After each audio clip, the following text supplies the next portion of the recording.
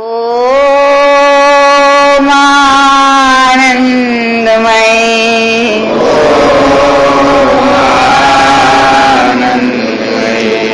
ओम शांतिमय,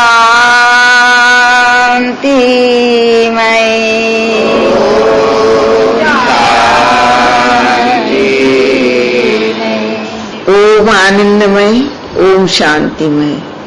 भगवान आज के शुभ दिवस पर श्री गीता अध्याय 3 श्लोक 30 से 32 तक उच्चारण करने की सेवा पूजा प्रारंभ की जा रही है। श्री गीता अध्याय 3 श्लोक 30 उच्चारण किया जाएगा। श्री गीता अध्याय 3 श्लोक 30। मयि सर्वाणि कर्माणि सन्न्यस्याध्यात्मचेतसा निराशी निर्ममो भूत्वा युध्यस्व विगतज्वरः। ओम आनंदमय भगवान बोले, इसलिए हे आनंदी लाल, तू मुझ अंतर्यामी ओम आनंदमय परमात्मा में लगे हुए चित्त द्वारा संपूर्ण कर्मों को मुझ में अर्पण करके आशा रहित, ममता रहित, संताप रहित होकर संपूर्ण सेवा कार्य कर। अन्य श्लोक का सार विषय है, आनंदी लाल को आशा ममतादि का सर्वथा त्याग कर भगवत अर्पण बुद्धि से सेवा कार्य करने की आज्ञा। ओम आनंदमय भगवान बोले, इसलिए हे आनंदी लाल, तू मुझ अंतर्यामी ओम आनंदमय भगवान में लगे हुए चित्त द्वारा संपूर्ण कर्मों को मुझ में अर्पण करके आशा रहित, ममता रहित और संताप रहित होकर संपूर्ण सेवा कार्यों को कर। ओम आनंदमय, ओम शांतिमय। भगवान इस श्लोक का सार विषय बतलाया गया है कि मनुष्य को अपने कर्म किस प्रकार करने चाहिए। ओम श्री विधानाचार्य भगवान इसमें ये आदेश दे रहे हैं। क्या दे रहे हैं कि हे आनंद निधि, आशा ममता आदि का सर्वथा त्याग कर। सबसे पहले ये बतलाया कि जो आशाएं हैं, संसार को देख सुन करके, पढ़ करके, समझ करके मन में, मनुष्य के अंतःकरण में अनेक प्रकार की आशाएं लग जाती हैं। तो उन आशाओं के लिए बतलाया कि उनका सर्वथा त्याग कर दो। और ममता, एक तो अनेक प्रकार की आशाएं लगती हैं, और दूसरा जो प्राणी पदार्थ कर्म भोग अपने अधिकार में आ जाते हैं, उन पर ममता होती है कि ये मेरा है, कि इस भाव का भी सर्वथा त्याग कर देना चाहिए। इसको त्याग करके भगवत अर्पण बुद्धि से कि ये संसार और संसार के जो सब प्राणी पदार्थ भोग कर्म हैं, सब प्रभु पिताजी के ही हैं। तो ऐसी, और ये सब कुछ उनका है।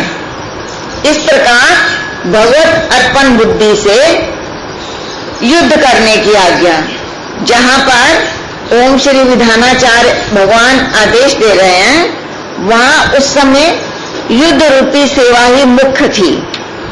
तो उस समय युद्ध शब्द दिया गया, परंतु सब हर व्यक्ति के लिए जो उसके आजीविका के कर्म है, शरीर यात्रा के शारीरिक कर्म है, आर्थिक कर्म है, सामाजिक कर्म है, मानसिक कर्म है, बौद्धिक कर्म है, सभी कर्मों को लेना चाहिए।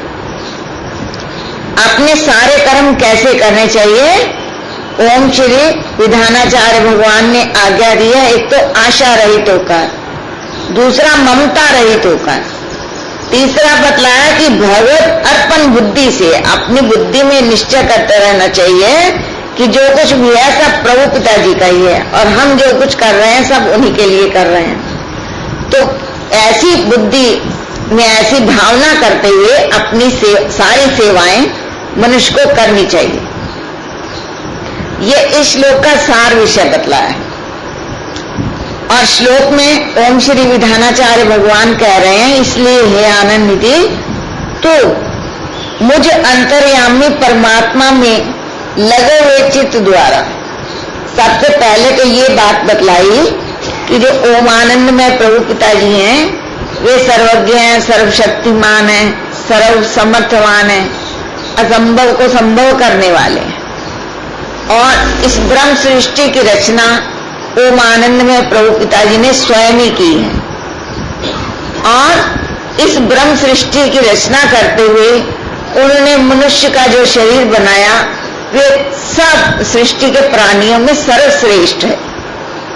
जिस प्रकार मनुष्य की इंद्रियां, मन, बुद्धि और शरीर की रचना प्रभु जी ने की है, ऐसी रचना और किसी जीव की नहीं की है। और उनमें अंतःकरण मानी जो मन बुद्धि है, मन तो है और बुद्धि नहीं है, विचार शक्ति नहीं है उसमें। वे अपनी जन्म से लेकर मृत्यु तक कुल परंपरा अनुसार जो कर्म करते हैं वही करते चले जाते हैं। उसका परिवर्तन करना वो नहीं जानते। और सभी जीवों का जो जीवन है बहुत थोड़ा भी होता है, किसी किसी का लंबा भी होता है, पर वो अपनी कुल परंपरा के ही कर्म करते हैं। उसमें परिवर्तन करें, उसमें वो प्रभु पिताजी का जो स्वरूप है उसको समझें, उनकी शक्ति का अनुभव करें और प्रभु पिता के विधान के अनुकूल अपने कर्म बनाएं। और प्रभु पिताजी जो आनंद, शांति और शक्ति प्रदान करते हैं उसको प्राप्त करें। ऐसी शक्ति उनमें प्रभु जी ने नहीं दी, केवल मनुष्य को ही दी है। तो मनुष्य को अपने कर्म किस प्रकार करने चाहिए कि वे प्रभु पिताजी की दिव्य शक्ति जो है, उनका दिव्य आनंद है, दिव्य शांति है, उसको प्राप्त कर ले और उनके परम पद को प्राप्त कर ले। उसके लिए मनुष्य को कैसे कर्म करने चाहिए, उसमें ओम श्री योगाचार्य भगवान बतला रहे हैं कि मुझ अंतर्यामी, कि मैं सारी सृष्टि की रचना तो करता ही हूं और सबके अंतःकरण में भी स्थित हूं। सबके अंतःकरण की जो बात है उसको मैं जानता हूं, मैं सबके अंतर में स्थित हूं। तो मुझ अंतर्यामी परमात्मा में लगे हुए चित्त वाला, कि अपने चित्त को तो मुझ में लगा दो, तभी सारे कर्म जो हैं भगवत विधान के अनुकूल हो सकेंगे। अगर अपना चित्त जो है संसार के प्राणी, पदार्थ और भोगों में लगाया जाएगा तो कर्म जो है भगवत विधान के अनुकूल नहीं हो सकते। तो अपने चित्त को कहाँ लगाना है? ओम आनंदमय प्रभु पिताजी में, जो सब जगह सर्वत्र विराजमान है और सबके अंतःकरण में स्थित है, उसमें चित्त को लगाना चाहिए। और ओम आनंद में प्रभु पिताजी में चित्त लगा देने के पश्चात क्या करना चाहिए कि अपने संपूर्ण कर्म जो आवश्यक कर्म हैं वे कर्म, तो वे कर्म कहाँ से समझे जाएं कि कौन से आवश्यक कर्म हैं और उन्हें कैसे करना चाहिए, ये कैसे जाना जाए? तो उसमें ओम आनंद में प्रभु पिताजी ने सृष्टि की रचना की तो हर प्राणी पदार्थ के लिए आवश्यक नियम भी बनाए, परंतु उन नियमों को जानना कैसे जाए कि किसके लिए कौन सा नियम प्रभु जी ने बनाया? तो इसकी शिक्षा का भी प्रबंध ओम आनंद में प्रभु पिताजी ने किया हुआ है। उसको बतलाने के लिए जो ब्रह्म विधान के तत्वज्ञ ब्रह्मवेता महापुरुष होते हैं वो इस प्रकार प्रभु पिताजी के विधान की पूरी शिक्षा देते हैं।